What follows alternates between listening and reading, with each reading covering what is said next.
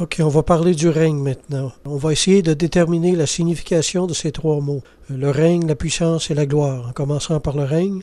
Le mot grec traduit par règne signifie domination, le droit, l'autorité de régner. Dieu possède tous les droits de régner sur un homme. Il le possède par droit de création et il le possède par droit de rédemption. Un enfant de Dieu est premièrement une personne qui reconnaît au Seigneur ces droits-là, le droit de régner dans sa vie, c'est-à-dire le droit de lui accorder des choses, de lui en refuser, de l'utiliser, de ne pas l'utiliser, de lui faire connaître l'échec ou le succès, tout ceci pour l'accomplissement d'un plan plus grand que lui et que Dieu connaît. Le croyant a besoin de cultiver en lui un esprit d'abandon à la volonté de Dieu, qu'elle s'accomplisse à notre façon ou non. Le Père Matthéo a écrit « Prends avec joie ce que Jésus te donne et donne avec joie ce que Jésus te prend ». Ça, c'est un bon exemple de ce que c'est qu'un esprit d'abandon. Le succès spirituel d'une personne comme ça est assuré.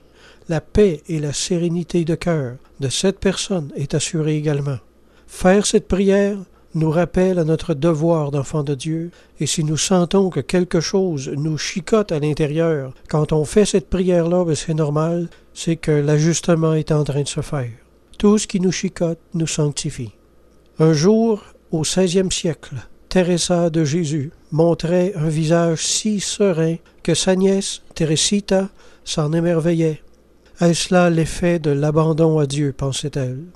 La paix seigneuriale d'une âme que l'amour divin maintient si haut au-dessus des événements qu'elle les regarde sans trouble et sans se laisser prendre dans leur filet.